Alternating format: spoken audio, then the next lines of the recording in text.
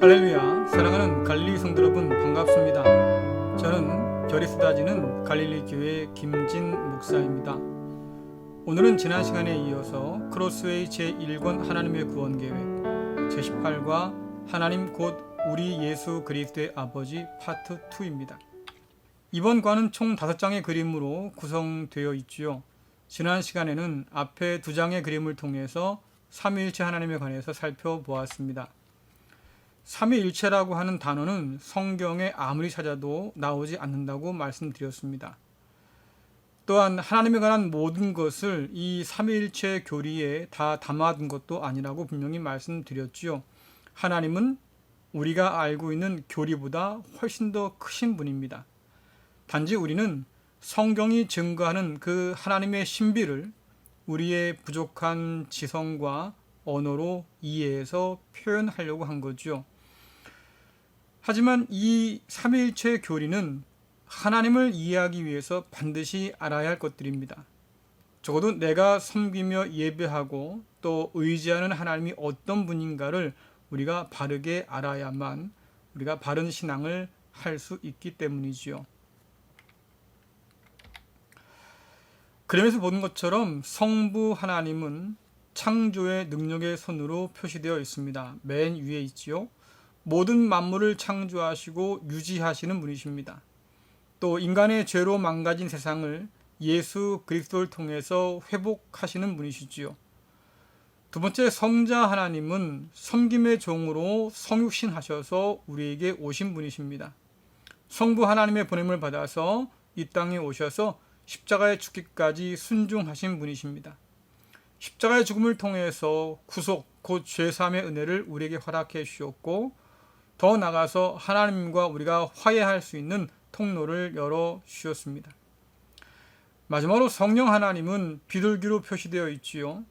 승천하신 그리스도께서 우리에게 보내주신 약속대로 오신 성령이시고요.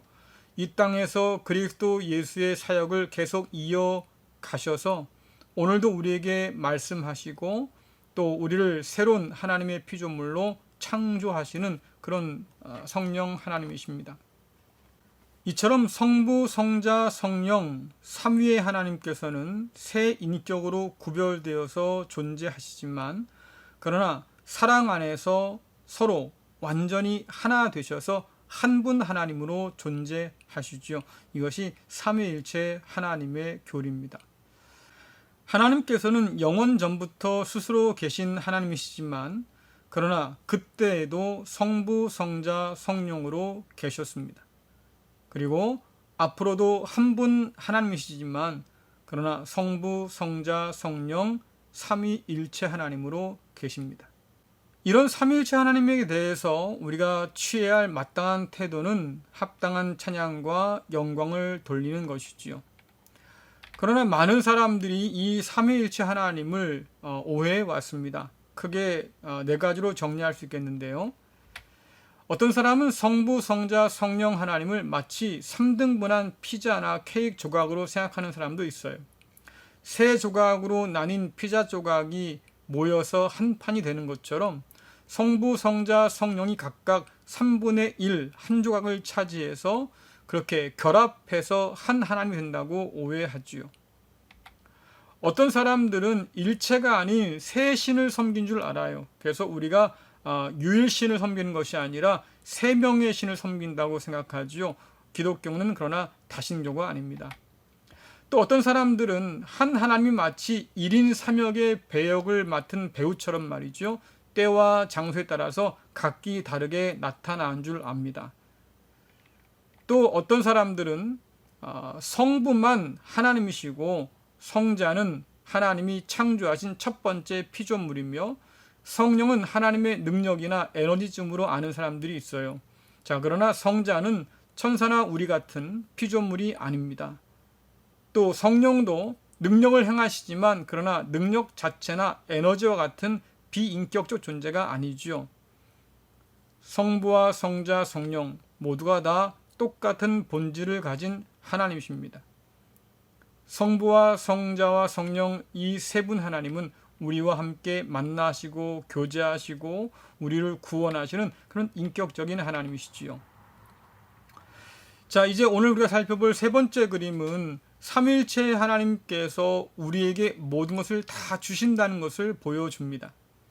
그림에서 보는 것처럼 의식주뿐만 아니라 가족과 일터와 또 우리 삶에 필요한 모든 것들을 하나님께서 우리에게 주시지요.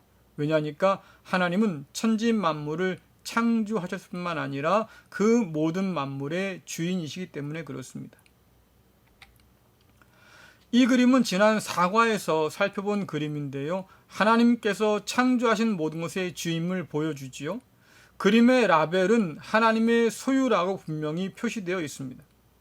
특별히 인간은 하나님의 소임과 동시에 봉사와 섬김을 위한 도구라고, 청지기라고 우리에게 알려주고 있습니다. 그래서 우리는 이 모든 하나님의 피조물들을 하나님의 뜻에 따라서 잘 돌보고 가꾸고 사용해야 할 그런 책임을 가지고 있지요. 자, 그림에서 보는 것처럼 사람의 식도가 표시되어 있지 않습니까? 생명에 필요한 모든 것을 하나님께서 공급하여 주신다는 뜻입니다. 주인이 종에게 필요한 것들을 공급하여서 일을 하게 하는 것처럼 하나님께서는 오늘 청지기인 우리에게 필요한 모든 것들을 공급해 주십니다. 삶의 목적과 의미, 또 해야 할 사명들, 또 그에 필요한 모든 것들을 공급하여 주셔서 하나님의 뜻에 따라서 사용하면서 섬기면서 살도록 만들어 주셨지요. 자, 마태복음 6장 31절부터 33절 말씀 읽어보겠습니다. 그러므로 무엇을 먹을까, 무엇을 마실까, 혹은 무엇을 입을까 하면서 걱정하지 마라. 이런 걱정은 이방 사람들이나 하는 것이다. 하늘에 계신 너희 아버지께서는 너희에게 이 모든 것이 필요한 줄을 아신다. 먼저 아버지의 나라와 아버지의 의를 구하여라. 그러면 이 모든 것들이 너희에게 덤으로 주어질 것이다. 아멘. 사명을 따라서 살면, 하나님께서 우리에게 주신 목적과 그 뜻을 따라 살면 하나님께서는 필요한 것들로 우리에게 공급해 주신다고 약속하고 있습니다. 이것을 믿지 못하고 염려하며 걱정하며 산다고 하는 것은 하나님을 아버지로 알지 못하는 이방 사람들이나 하는 일이라고 주께서 말씀하시지요. 자, 에베소 3장 20절 말씀 같이 읽겠습니다. 우리 가운데 일하시는 하나님께서는 우리가 구하고 생각하는 것보다 훨씬 더 많은 것을 채워주실 것입니다. 아멘. 하나님께서는 우리가 구하는 것보다, 생각하는 것보다 더 좋은 것으로, 더 많은 것으로 채워주시는 분이라고 말씀하고 있습니다.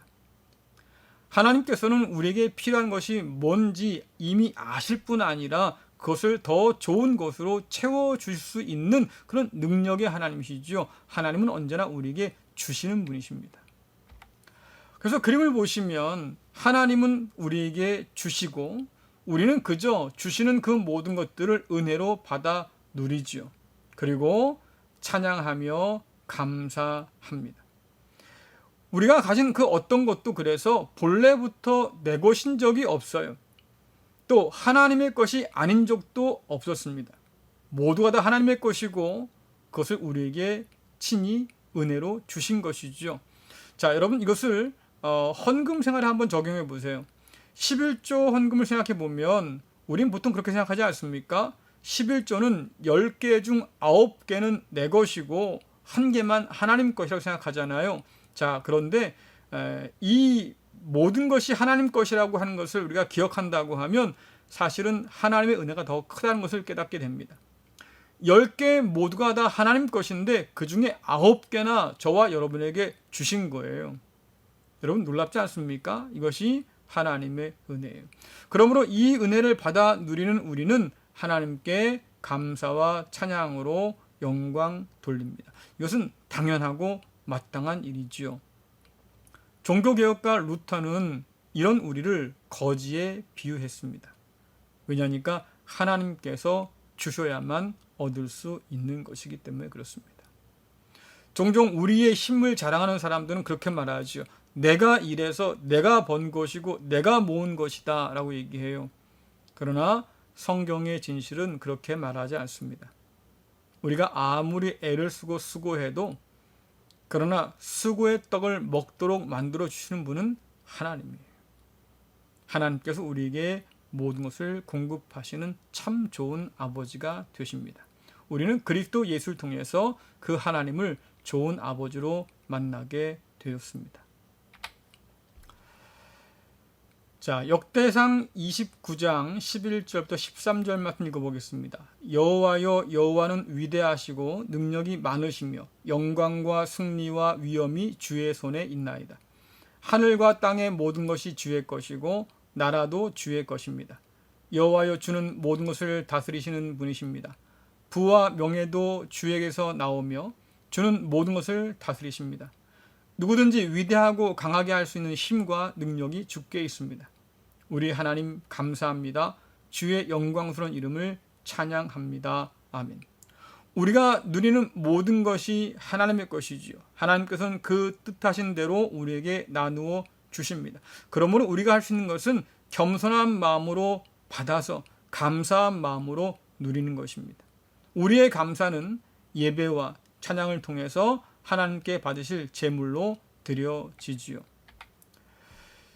또한 우리는 하나님께서 주신 모든 것을 내 마음대로 쓰는 것이 아니라 하나님의 뜻에 맞게 선용해야 합니다. 하나님께서 우리에게 주신 것을 삶의 이유와 목적으로 삼아서는 안 돼요. 그것이 우리의 주인 되서는 안 되지요. 사람들은 종종 하나님이 아닌 다른 것을 우상으로 섬깁니다. 그것이 돈이든지 아니면 쾌락이든지 아니면 일이든지 명예든지 혹은 정치적인 힘이든지 그것을 추구하고 마치 그것이 삶의 목적인 양 그렇게 매여 사는 경우가 있어요. 그것이 곧 우리에게 우상이 되는 것들이죠. 자, 그러나 하나님께서는 그것을 우리가 섬길 것으로 주신 것이 아니고요. 그것을 통해서, 그것을 이용해서, 활용해서 하나님의 영광을 구하라고 주신 것들입니다. 말씀을 통해서 이 모든 것을 주신 하나님의 뜻을 깨닫고 또한 그 뜻대로 선용할 때 비로소 우리는 균형 잡힌 삶을 살 수 있는 것이고 또 하나님께서 주신 모든 것들을 누리는 그런 복된 삶을 살아갈 수 있겠고 더 나아가서 하나님께서 기뻐하시는 그런 아름다운 삶을 살 수 있습니다. 자, 네 번째 그림은 모든 것의 주인이시며 또 모든 것을 우리에게 주시는 하나님을 우리가 어떻게 섬기며 살아야 하는가를 보여줍니다. 특별히 십계명은 구원의 은혜를 얻은 자들이 어떻게 하나님을 섬기며 살아가는가를 보여주는 율법이며 동시에 지혜지요. 십계명은 모든 법을 다 망라해 둔 것이 아닙니다. 하나님의 긍휼을 입은 자들이 마땅히 살아야 할 삶의 방향이 무엇인지를 우리에게 보여주지요. 그런 의미에서 법이라기보다는 지혜에 가깝습니다. 이 십계명이 우리에게 보여주는 삶의 방향은 하나님과 이웃을 향한 삶입니다. 아마 여러분들은 이 그림을 기억하실 거예요. 범죄한 이후에 하나님과의 관계가 깨어짐으로 사람과의 관계도 깨어졌지요. 이 죄의 근원은 머리에서부터 시작된 원을 보시면 아시겠지요. 자기밖에 모르는 탐욕에서 시작되었습니다. 마땅히 경외해야 할 하나님을 그래서 경외하지 않고 반역했습니다. 마땅히 사랑해야 할 이웃을 사랑하지 않고 미워하지요. 탐욕에 지배당한 삶에서는 하나님과 이웃의 자리가 없어요. 오직 나밖에 없는 나로 가득 찬 그런 사람이지요. 자, 그런데 이런 우리를 하나님께서는 하나님을 사랑하고 이웃을 사랑하는 삶을 살라고 말씀하십니다. 그런 삶으로 저와 여러분을 초대하셨고 그리스도 예수 안에서 하나님과 이웃을 사랑하는 법을 가르쳐 주셨지요. 자, 주님께서는 이 십계명을 두 개의 계명으로 압축하셨습니다. 첫째는 하나님을 사랑하라는 계명이고 둘째는 이웃을 내 몸처럼 사랑하라는 계명이지요. 자, 그런데 주님께서는 이 두 가지 계명을 다시 하나의 계명으로 통합시키셨습니다. 요한복음 14장 15절 또 23절 24절 함께 읽겠습니다. 너희가 나를 사랑하면 내 계명을 지켜라. 예수님께서 대답하셨습니다. 나를 사랑하는 사람이라면 나의 교훈을 지킬 것이다. 내 아버지께서 그를 사랑하실 것이고 우리가 그 사람에게 와서 함께 있을 것이다. 나를 사랑하지 않는 사람은 내 교훈을 지키지 않는다. 너희가 듣는 이 교훈은 내 것이 아니고 나를 보내신 아버지의 교훈이다. 아멘. 여러분, 주님의 계명이 무엇입니까? 주님을 사랑한다는 사람이라고 하면 반드시 순종해야 하는 계명이지요. 또 주님의 계명은 본래 주님 것이 아니라 아버지의 계명이라고 분명히 말씀하셨습니다. 자, 그렇다면 그것이 무엇일까요? 요한복음 13장 34절 또 15장 12절을 함께 읽겠습니다. 내가 너희에게 새 계명을 준다. 서로 사랑하여라. 내가 너희를 사랑한 것 같이 너희도 서로 사랑하여라. 내가 너희를 사랑한 것 같이 너희도 서로 사랑하라. 이것이 바로 내 계명이다. 아멘. 같은 말씀을 다르게 표현한 것인데요. 하나님을 사랑하라고 하는 이 계명은 여러분 단지 율법적인 혹은 종교적인 어떤 의례를 지키는 것이 아니라고 하는 거예요. 이웃을 사랑하는 말씀에 순종하는 것, 그것이 곧 하나님을 사랑하는 것이라고 말하지요. 우리는 하나님을 사랑하기 때문에 이웃을 사랑합니다. 또 우리는 이웃을 사랑함으로 하나님을 사랑하지요. 마치 동전의 앞면과 뒷면처럼 하나님을 사랑하는 자는 이웃을 사랑하는 것이고 이웃을 사랑하는 자는 하나님 사랑을 그렇게 표현하는 거예요. 자, 마지막 그림은 관계에 관한 것입니다. 이 그림이 보여주는 두 사람의 관계를 한번 생각해 보세요. 흑인 여자와 백인 남자. 요즘 극심한 인종차별을 생각하게 하지 않습니까? 이 첫 번째 그림은 관계가 단절되어 있음을 보여줍니다. 서로 얼굴을 마주 보려 하지 않아요. 서로 의심의 눈초리를 던지고 있습니다. 생각나는 단어가 뭐겠습니까? 반목, 질시, 미움, 원수됨, 불화, 이런 단어들이 떠오르잖아요. 자, 이 그림 어떻습니까? 두 번째 그림은 관계가 온전함을 보여주지요. 서로 얼굴을 마주보고 있습니다. 서로에게 환한 미소를 보내고 있습니다. 떠오른 단어가 뭡니까? 화목, 혹은 화해, 교제, 친밀, 평화, 이런 단어들이 떠오르잖아요. 자, 이 그림은 하나님과 우리와의 관계에도 적용될 수 있습니다. 자, 성경은 우리를 십자가 사건 이전과 이후로 나누어서 설명하지요. 베드로전서 2장 10절 또 25절 말씀 함께 읽겠습니다. 여러분이 전에는 하나님의 백성이 아니었지만 지금은 하나님의 백성입니다. 이전에는 은혜를 몰랐지만 지금은 은혜를 받고 누리고 있습니다. 여러분은 길 잃은 양처럼 잘못된 길로 갔지만 이제는 영혼을 살피시는 목자와 보호자의 품으로 되돌아왔습니다. 아멘. 자, 여러분 그림에서 보는 것처럼 예수 그리스도 이전의 우리는 하나님과 원수된 사람이었습니다. 하나님 백성이 아니었습니다. 자기밖에 모르는 사람이었지요. 그래서 하나님과의 관계뿐만 아니라 사람과의 관계도 다 깨어졌던 그런 모습이었습니다. 이것이 우리의 탐욕과 죄악이 불러온 참사였지요. 모든 관계가 무너졌어요. 자, 그러나 이제는 예수 그리스도 안에서 하나님의 백성이요 자녀가 되었습니다. 전에 우리는 어둠에 속했던 사람이지만 그러나 이제는 빛의 자녀로 부름 받았습니다. 그렇기 때문에 신앙에서 중요한 것은 지금 내가 하나님과 어떤 관계에 있는가 하는 것이지요. 여러분, 신앙은 과거와 미래가 아닙니다. 현재 하나님과 내가 어떤 관계에 있느냐가 참 중요하지요. 예전에 믿었다? 아무 의미 없어요. 앞으로 믿을 수도 있다? 이것도 별로 중요하지 않습니다. 이전 것은 다 지나간 것이고요. 또 이후 거는 우리가 장담할 수 없는 거잖아요. 지금 내가 하나님과 어떤 관계에 있는가? 하나님과 화해하고 또 하나님의 진노의 자녀에서 이제는 하나님의 사랑받는 자녀가 되었는가? 이게 중요하지요. 주님께서는 이것을 포도나무와 가지의 비유로 우리에게 가르쳐 주셨지요.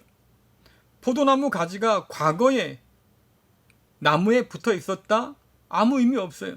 지금 잘라져 있다고 하면 무슨 의미 있겠습니까? 또 지금 잘라져 있는데 앞으로 붙을지도 몰라. 이것도 장담할 수 없는 거잖아요. 중요한 건 뭐겠습니까? 지금 나무에 가지가 붙어 있어야 생명을 공급받고 또한 열매를 맺을 수 있는 거지요. 마찬가지로 오늘 내가 하나님의 부르심 앞에 서서 말입니다.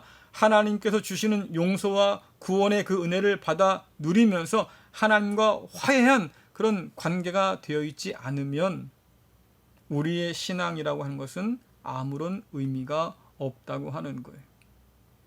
오늘 지금 여기에서 하나님과 함께 할 수 있어야 우리의 내일도 꿈꿀 수 있고 또 소망할 수 있는 거죠. 우리가 하나님과 화해할 수 있는 것은 하나님께서 우리에게 먼저 손을 내밀어 주셨기 때문입니다. 예수 그리스도의 십자가를 통해서 화해의 손길을 우리에게 내밀어 주셨지요. 우리가 하나님과 먼저 화해하자고 나를 용서해 달라고 원한 것이 아니었어요. 하나님께서 먼저 우리와 화해하길 원하셨고 하나님께서 먼저 우리에게 손 내밀어 주셨지요. 그래서 이 하나님의 사랑은 먼저 또 무조건 끝까지의 사랑이에요. 우리를 먼저 사랑하셨고 사랑하시되 무조건 사랑하셨지요. 저와 여러분이 진노의 죄인이었을 때에 하나님 앞에서 경건하지 않게 살았을 때에 또 하나님께 등 돌리고 원수 되었을 때에 우리를 사랑하셔서 찾아오시고 불러주신 거 아닙니까? 그러니까 이 하나님의 사랑은 무조건적 사랑이에요. 우리의 과거, 우리의 지금의 모습이 어떠하든지 간에 하나님은 사랑하셔서 우리를 먼저 찾아오신 겁니다. 그리고 끝까지 사랑하셨지요. 그리스도 예수를 십자가에 내어주시기까지 우리를 사랑하셨다고 성경은 말하지 않습니까? 자, 골로새서 1장 20절부터 23절 상반절 함께 읽겠습니다. 하나님께서는 이 땅에 있는 것이나 하늘에 있는 것이나 모든 만물이 오직 그리스도를 통하여 하나님께 나올 수 있도록 정해 놓으셨습니다. 그리스도께서 십자가에서 흘리신 보혈로 평화의 길을 열어 놓으신 것입니다. 이전에는 여러분이 하나님과 단절되어 있었습니다. 여러분의 악한 행실 때문에 하나님과 멀어져서 마음으로는 하나님과 원수가 되고 만 것입니다. 그러나 이제 그리스도께서 여러분을 하나님과 친구 사이로 화해시켜 주셨습니다. 아멘. 이 말씀에 의하면 우리가 하나님과 화해할 수 있는 것은 하나님께서 먼저 우리에게 손 내밀어 주셨기 때문이에요. 예수 그리스도의 십자가로 화해의 손길을 내밀어 주셨기 때문에 우리가 그 하나님의 부르심에 따라서 하나님과 화해할 수 있던 거지요. 저와 여러분이 하나님께 용서를 구하고 화해하기를 원하고 간청한 것이 아니에요. 하나님께서 먼저 우리와 화해하기를 원하셨지요. 왜 그렇습니까? 우리를 먼저 사랑하셨기 때문이에요. 그래서 하나님의 사랑은 먼저 한 사랑, 무조건적인 사랑, 끝까지 하신 사랑이지요. 하나님께서 우리를 먼저 사랑하셨을 때 우리의 모습이 어땠습니까? 우리는 죄인이었고 진노에 합당한 사람이었고 하나님과 원수된 사람이지 않습니까? 언약 밖에 있던 사람이었고 약속과 상관없는 사람이었습니다. 우리는 죄투성이었어요. 그러나 이런 우리를 하나님은 그저 무조건적으로 받아주셨습니다. 사랑해 주셨습니다. 어떻게 해요? 그리스도 예수를 십자가에 내어주시기까지 그렇게 끝까지 저와 여러분을 사랑해 주셨다고 성경은 말하지요. 이 사랑 덕분에 우리가 하나님과 화해하게 된 거예요. 자, 에베소서 2장 14절 16절 읽겠습니다. 그리스도를 통해 평안을 누리고 유대인과 이방인이 그리스도 안에서 하나가 되었습니다. 이전에는 마치 둘 사이에 벽이 가로놓여 있는 것 같았으나 예수 그리스도는 자신의 몸을 내어 주심으로써 그 미움의 벽을 허물어뜨렸습니다. 예수 그리스도는 십자가에 달려 죽으심으로 유대인과 이방인 사이에 가로막힌 미움의 벽을 허물어뜨렸습니다. 이 둘을 하나가 되게 함으로써 이 둘 모두 하나님과 화목하게 되기를 바라셨습니다. 아멘. 자, 이 말씀에 의하면 하나님과 화해한 자만이 이웃과 화해한 자로 살 수 있다고 말해줍니다. 하나님의 긍휼을 입은 자는 긍휼의 통로가 되어서 형제와 이웃을 사랑해야 하지요. 이것이 하나님과 화목해 된 우리에게 주어진 화목해 하는 사명이에요. 이 계명은 다시 서로 사랑하라고 하는 계명을 생각나게 합니다. 하나님과 화해한 자는 하나님을 사랑할 뿐만 아니라 하나님께서 사랑하시는 또 다른 형제를 사랑할 수밖에 없다고 성경은 말하고 있는 겁니다. 유대인과 이방인 원수지간 아닙니까? 그런데 하나님께서 그리스도 예수 안에서 우리와 화해하신 이후에 유대인과 이방인을 화해시켰습니다. 이 둘을 하나님께서 화목하게 하셔서 한 자녀로 불러주셨다고 지금 성경은 말해주고 있는 거지요. 하나님과 화목하게 된 사람은 사람과도 화목합니다. 요한일서 4장 19절부터 21절 함께 읽겠습니다. 하나님께서 우리를 먼저 사랑해 주셨기 때문에 우리도 사랑해야 합니다. 어떤 사람이 나는 하나님을 사랑해요 라고 말하면서 그의 형제를 미워하면 그는 거짓말쟁이입니다. 이는 눈에 보이는 자기의 형제도 사랑하지 못하면서 보이지 않는 하나님을 사랑할 수는 없기 때문입니다. 그러므로 하나님께서는 누구든지 하나님을 사랑하는 사람은 자기 형제들도 사랑해야 한다고 우리에게 명령하셨습니다. 아멘. 자, 요한 1서 3장 18절 19절 말씀 읽겠습니다. 자녀들이여, 우리는 말로만 사랑하는 사람이 되어서는 안 됩니다. 우리의 사랑은 진실되어야 합니다. 그리고 우리는 행함으로써 그 사랑을 보여야 할 것입니다. 이를 통해 우리가 진리에 속하였음을 알 수 있게 되며 하나님 앞에서도 평안할 수 있게 됩니다. 아멘. 자, 사도요한의 말처럼 눈에 보이는 형제를 사랑하지 않으면서 눈에 보이지 않는 하나님을 사랑한다? 이것은 거짓말이라고 하지요. 요즘 우리가 나누고 있는 야고보 말씀에 의하면 하나님의 긍휼을 입은 사람은 형제를 사랑합니다. 이것이 뭡니까? 행함이 있는 믿음이라고 말하잖아요. 우리가 하나님의 은혜 안에서 하나님의 긍휼을 입었습니다. 하나님께서 먼저 우리에게 손 내밀어 주셔서 화해하게 되었지요. 자, 그런데 우리가 하나님과 화해했기 때문에 주어지는 사명이 무엇입니까? 하나님께서 받으신 그 이웃을, 그 형제를 사랑해야 할 책임을 우리에게 허락해 주신 거예요. 그렇기 때문에 우리가 하나님을 사랑함으로 형제를 사랑하는 것, 여러분, 이것은 행함이 있는 믿음의 또 다른 모습인 거지요. 우리의 믿음이 행함으로 드러나야 될 텐데 그 행함이 무엇입니까? 우리가 받은 긍휼을 따라서 다른 이웃들을, 형제들을 긍휼로 받아주고 사랑하는 것. 나를 먼저 무조건 끝까지 사랑하신 하나님의 사랑에 반응하는 것, 그것이 뭡니까? 다른 형제를 있는 그대로 받아들이고 사랑하는 것. 여러분, 이것이 우리에게 맡겨진 화해의 사역이고 사명이라고 말씀하고 있습니다. 형제를 사랑하지 않는, 긍휼함이 없는 믿음은 결국 죽은 믿음이라고 야고보는 강력하게 우리에게 말해주고 있습니다. 하나님을 사랑한다고 하면서 눈에 보이는 형제를 사랑하지 않는다고 하는 것은 거짓이라고 우리에게 분명히 사도 요한도 말해주고 있지요. 하나님의 사랑을 받은 자는 하나님을 사랑할 뿐만 아니라 이웃을 사랑합니다. 하나님께서는 말과 혀로만 사랑하지 않으셨지요. 아들을 십자가에 내어 주시기까지 우리를 사랑하셨습니다.